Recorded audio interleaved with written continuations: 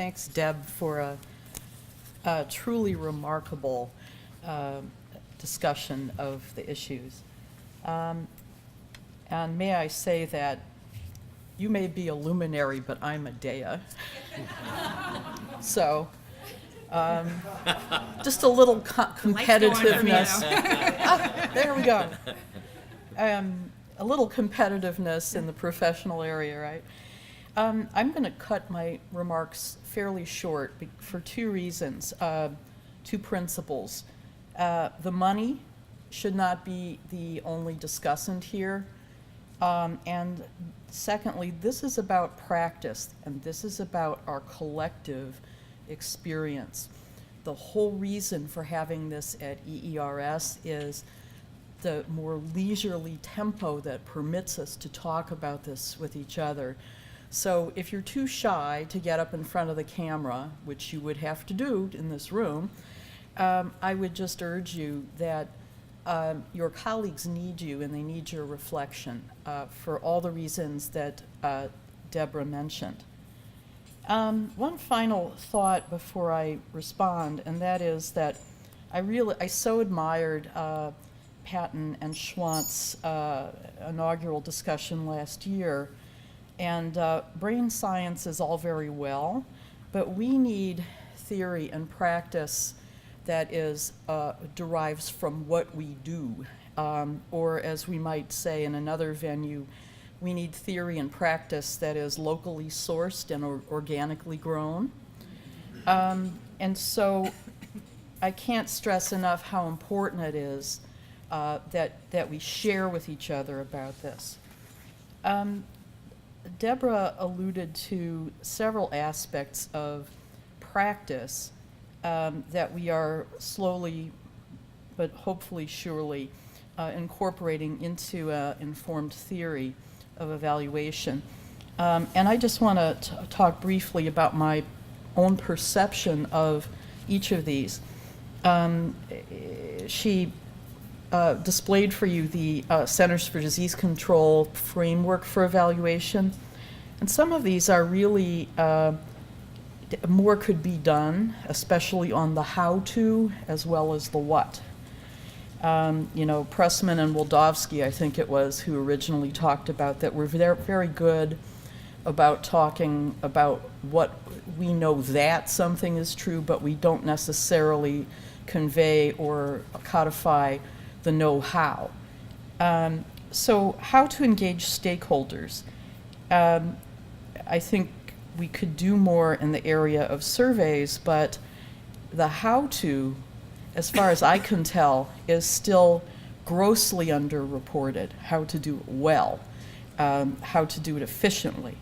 I would recommend to you a paper that Holly Preskill wrote that's posted both to the Robert Wood Johnson website and to FSG on a practical guide for engaging stakeholders in evaluation questions.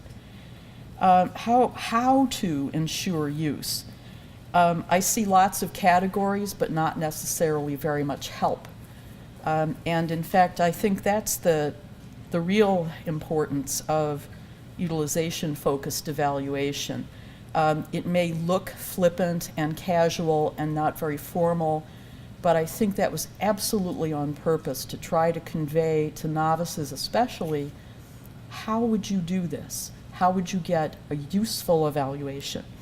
And for that, I think Michael Quinn Patton, or as we called him last night, Michael Stick Patton, for those of you who were at the strange event, we owe him a tremendous debt of gratitude. On the management of evaluation, I see next to nothing. Now, part of that is because for our big research, contract research firms, this is a proprietary set of knowledge. But when I look to management of large-scale social science or applied social science in general, there's next to nothing. And I know this because Darlene Russ-Eft and I examined that literature a few years ago. Except for the management of survey research, I defy you to find it. If you find it, I'll pay for your dinner next year. I'm the money. Anyway. So, quality improvement. This is really interesting, and this is why I really like hanging out with my medical colleagues, for whom quality improvement is a huge deal. They having borrowed many of the techniques that were used for Toyota, the Deming and Schuhart statistical controls.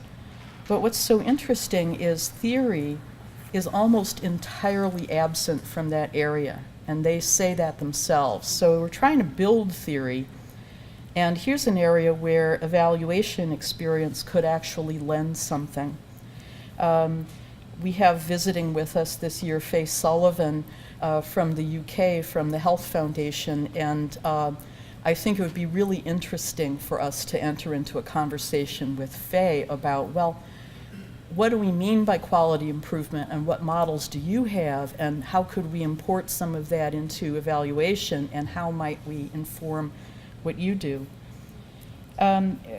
Debra alluded to the issue of experts being able to smell trouble, but also, and I think she described a lot of this from her own experience, which was so valuable, the development of programs. You can see if it's going well or poorly. The development of logic models, for example.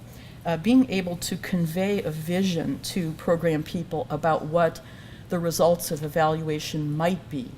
That's where her long experience with homelessness and with certain other areas is so helpful, because she can speak authentically to what's in it for program people. I have to reluctantly conclude that although I really value, in fact I revere, what Scriven and Stufflebeam have offered to to evaluation theory, I have to say that I think that dismissing program theory may not be for me. Because first of all, I think if you look at our guiding principles for evaluators from the American Evaluation Association, it would be interesting to hear your conclusions about whether those conflict with the idea that program theory is irrelevant. If your focus is on generalizable knowledge also, I think that we need to rely on program theory. Deb is able to speak to generalizable knowledge about how to help homeless people. That seems to be pretty fundamental to me. And finally, if we believe that there is such a thing as expertise in programs, it appears to be important. The last thing I would like to do, well, okay, a sidebar here on the RFP issue. I have to agree that I think that we are oftentimes, as funders, overly specific about what we want, when the situation simply may not be of a kind where we can be overly explicit. For example, I recently oversaw an RFP for an evaluation of an advocacy program, and was very specific about what we needed. And the reason I was very specific is because our stakeholders were very specific. But some people just decided, you know what, this isn't worth it. And it wasn't because of the money, I don't think.